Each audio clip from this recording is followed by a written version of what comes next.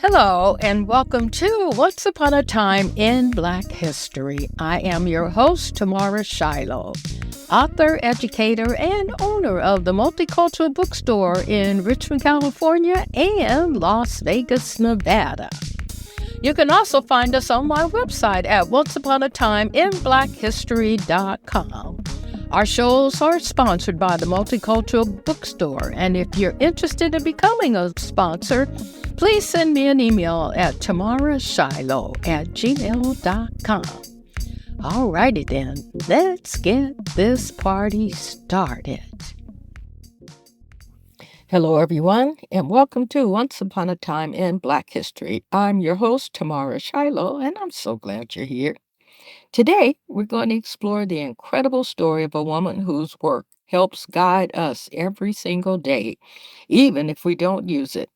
Have you ever used your phone to get directions or watched a car follow a GPS? Well, today's story is about Gladys West, the brilliant mathematician who helped make GPS possible. And don't forget to visit my bookstore at multiculturalbookstore.com for amazing stories like this one.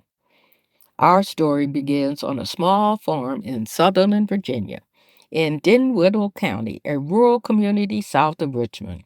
It is the 1930s, and a young black girl named Gladys Mae Brown is growing up in a family of sharecroppers, doing her share of work in the fields while watching her parents take on extra jobs to make ends meet. Her mother works in a tobacco factory, her father works for the railroad, and the children work the land. From early on, Gladys understands that this kind of life is hard and unrelenting, and she begins to see education as her path to something different. At her high school, there is an opportunity that will change everything. The top two students in each graduating class earn full scholarships to Virginia State College, now Virginia State University, a historically black public university. She graduates as valedictorian and earns that scholarship. When Gladys arrives at Virginia State, she steps into spaces where black brilliance is nurtured. But she also chooses a path dominated by men. She majors in mathematics. She joins the Alpha Kappa Alpha sorority, building a community of sisterhood that will follow her throughout her career. She graduates with a Bachelor of Science degree in mathematics. Her first steps after college takes her into the classroom. Gladys teaches mathematics and science for 2 years in Waverly, Virginia. Then she returns to Virginia State, earning a Master of Mathematics degree in 1955, before taking another teaching position in Martinsville, Virginia. But the world is changing, and so is the meaning of the word computer. In 1956, Ms. West is hired by the Naval Proving Ground in Dahlgren, Virginia, later known as the Naval Surface Warfare Center. She is only the second black woman hired there and one of just 4 black employees in the entire facility. Her title is Computer Programmer and Project Manager, working on processing systems for satellite data analysis for the U.S. military. At the same time, she continues her own education, earning a master's degree in public administration from the University of Oklahoma. In the early 1960s, her mathematical skills are put to the test in a major study of Pluto's motion relative to Neptune. The project requires about 5 billion calculations, all run on a mainframe computer that uses punch cards. Good Lord. A kind of work that demands patience, precision, and vision. From there, Gladys turns her focus toward the Earth itself. She begins analyzing satellite altimeter data from NASA's Geodetic Earth Orbiting Program, using those measurements to create models of Earth's shape. She then becomes project manager to CSAT, the first satellite capable of remotely sensing the oceans using radar altimetry. Her leadership and technical insight cut her team's processing time in half, and she is recommended for accommodation in 1979. By the mid-1970s and through the 1980s, Gladys is programming an IBM 7030 stretch computer, pushing it to produce increasingly accurate calculations of Earth's shape.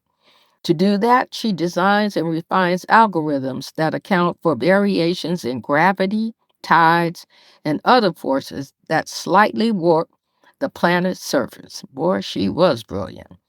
These models become the backbone for satellite geodesy, the science needed to make satellite-based navigation truly precise.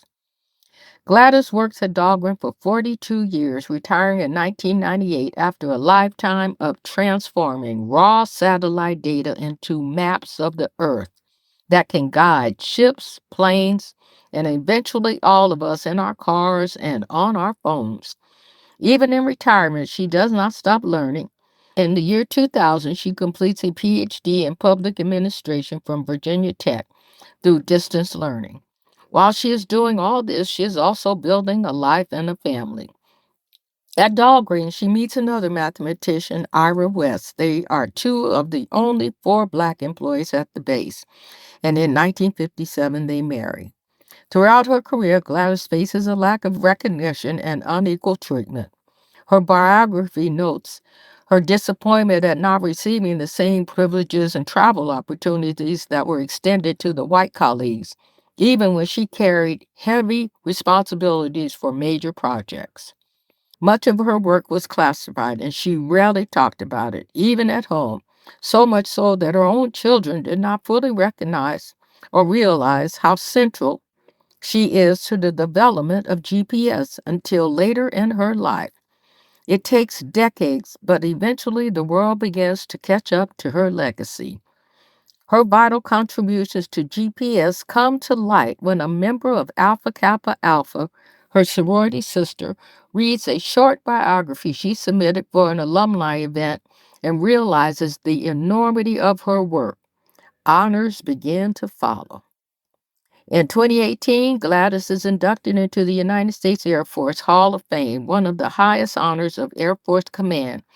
She is described as one of the hidden figures who did the computing for the U.S. military before electronic systems took over, linking her story to the broader legacy of Black women mathematicians who powered the space and defense programs.